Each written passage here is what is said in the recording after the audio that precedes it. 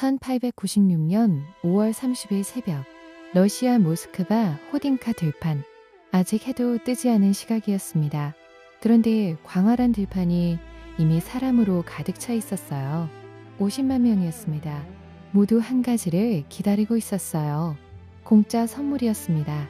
새 황제가 기념품을 나눠준다는 소문에 러시아 전역에서 몰려든 사람들이었어요. 새벽이 지나고 아침이 왔습니다.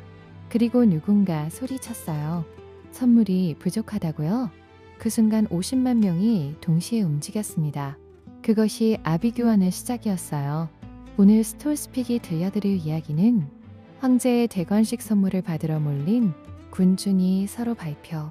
1300명 이상이 사망한 호딩카 참사입니다.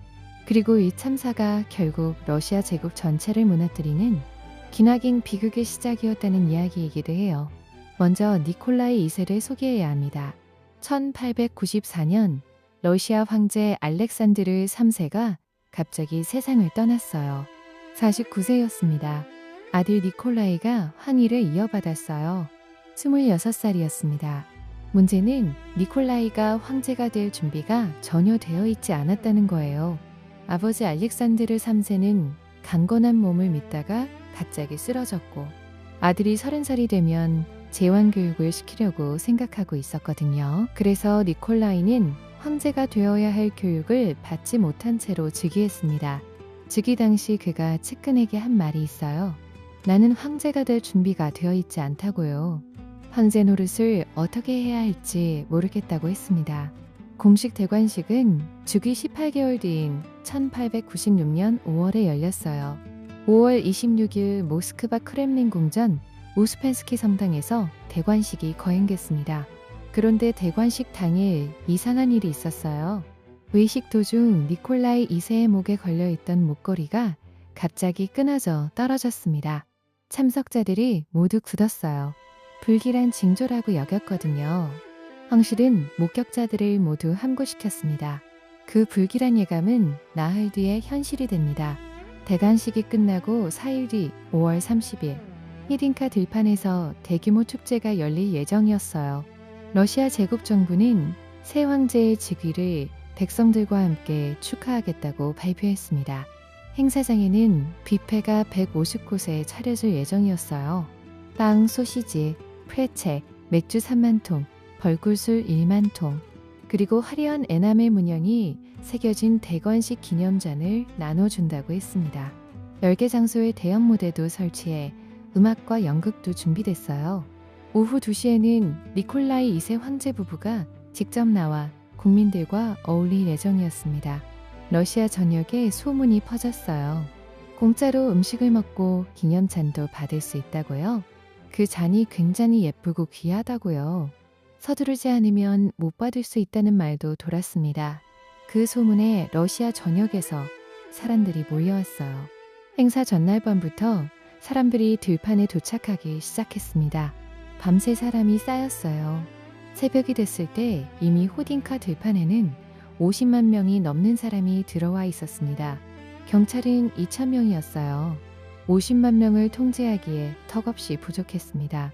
그리고 또 하나의 문제가 있었어요. 호딩카 들판은 평탄한 땅이 아니었습니다. 원래 군사훈련장으로 쓰이던 곳이었어요.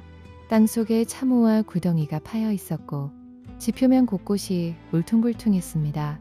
행사를 준비하는 사람들은 그 구덩이들을 제대로 메우지 않았어요. 50만 명의 그 불규칙한 땅 위에 빽빽이 들어서 있었습니다.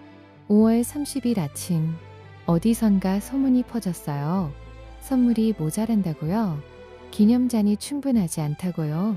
빨리 가야 받을 수 있다는 말이 파도처럼 퍼져나갔습니다.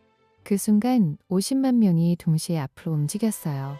거대한 인파가 물결처럼 밀려갔습니다. 앞에 있는 사람들은 자신도 모르게 밀렸어요. 뒤에서 밀려오는 힘이 너무 강해서 발을 땅에 디딜 수조차 없었습니다. 땅속 구덩이와 참으로 사람들이 쓰러졌어요. 쓰러진 사람 위로 또 사람이 넘어졌습니다. 비명소리가 터졌어요. 하지만 뒤에서 밀려오는 인파는 멈추지 않았습니다. 앞에서 무슨 일이 벌어지는지 뒤쪽 사람들은 알 수가 없었거든요. 그저 앞으로 밀릴 뿐이었어요. 사람들은 서로를 밟았습니다. 살아남으려고 발버둥치는 사람들이 옆 사람 위로 올라섰어요. 아이들이 군중 속에서 사라졌습니다. 여성들이 쓰러졌어요. 숨을 쉬려고 몸부림쳤습니다. 공기조차 들어오지 않았어요. 사방이 사람이었거든요. 경찰 2,000명이 군중 속으로 뛰어들었지만 아무것도 할 수 없었어요. 그들 자체도 인파에 휩쓸렸습니다. 얼마 지나지 않아 사람들이 빠져나오기 시작했어요. 그제야 참혹한 광경이 드러났습니다. 땅에는 시신들이 쌓여 있었어요. 압사당한 사람들이었습니다. 부상자들이 신음했어요. 뼈가 부러진 사람, 짓밟혀 상처난 사람들이 가득했습니다. 공식 사망자는 1282명이었어요. 부상자는 최소 1200명에서 최대 2만 명으로 추산됩니다. 몇 시간 만에 벌어진 일이었어요. 이 소식이 니콜라이 2세에게 전달된 건 오전 10시 30분이었습니다. 1000명 이상이 밟혀 죽었다는 보고였어요. 니콜라이 2세는 어떻게 했을까요? 현장으로 달려가지 않았습니다. 3시간 30분 동안 기도를 했어요. 사태를 방관했습니다.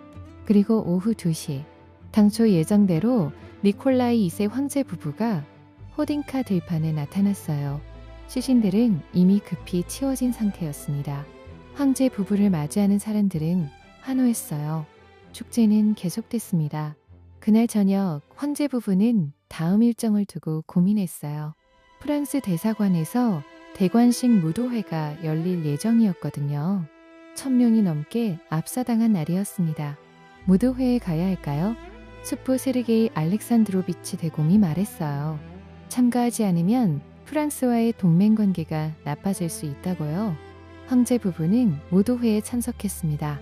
화려한 무도회에서 춤을 췄어요. 그날 밤 1000명이 넘는 백성의 시신이 들판에 쌓여 있는 동안 이 소식이 퍼지자 러시아 국민들의 분노가 폭발했어요. 사람들은 황실을 비난했습니다. 황제에게 피에 니콜라이라는 별명이 붙었어요. 니콜라이 2세는 뒤늦게 수습에 나섰습니다. 병원을 돌아다니며 부상자들을 위로했어요. 희생자 유가족에게 황실 비용으로 1000루블씩 위로금을 줬습니다. 장례식 비용도 황실이 냈어요. 하지만 여론은 돌아오지 않았습니다. 축제를 조직한 책임자 세르게이 대공을 처벌하라는 목소리가 컸어요. 그런데 세르게이 대공은 이렇게 말했습니다. 자신은 결재권만 행사했을 뿐이고 진짜 책임은 국내 대신과 경찰청장에게 있다고요. 책임 회피였습니다. 여론은 더 나빠졌어요. 이 사건은 씨앗이었습니다. 러시아 국민들의 마음속에 황실에 대한 불신의 씨앗이 심어졌어요. 그리고 그 씨앗은 자랐습니다. 9년 뒤인 1905년 상트페테르부르크에서 수십만 명의 노동자들이 황궁을 향해 행진했어요. 평화로운 첨언 행진이었습니다. 그런데 황제의 군대가 군중에게 발포했어요. 수백 명이 그 자리에서 죽었습니다. 이것이 피의 일요일 사건이에요. 국민들은 이 사건에 호딩카의 기억을 겹쳤습니다. 피의 니콜라이. 그 별명이 다시 떠올랐어요. 전국에서 파업이 번졌습니다. 44만 명의 노동자들이 작업을 중단했어요. 그래도 황실은 버텼습니다. 하지만 12년 뒤인 1917년 1차 세계대전의 참패, 라스푸틴의 황실농단, 끝없는 굶주림, 민중이 다시 거리로 나왔습니다. 이번에는 막을 수 없었어요. 니콜라이 2세는 퇴위했습니다. 304년 동안 이어진 로마노프 왕조가 막을 내렸어요. 그리고 1918년 7월 17일 니콜라이 2세와 황후 알렉산드라, 딸넷, 아들 알렉세이, 황실 가족 전원이 예카테린부르크의 한 지하실에서 볼셰비키에 의해 총살당했습니다. 마지막 러시아 황제와 그의 가족이었어요. 호딩카의 들판으로 돌아가 봅니다. 1896년 5월 30일 새벽, 공짜 선물을 기다리며 줄을 선 평범한 러시아 사람들. 그들은 그냥 기념 잔 하나를 받고 싶었어요. 황제의 즉위를 축하하고 싶었습니다.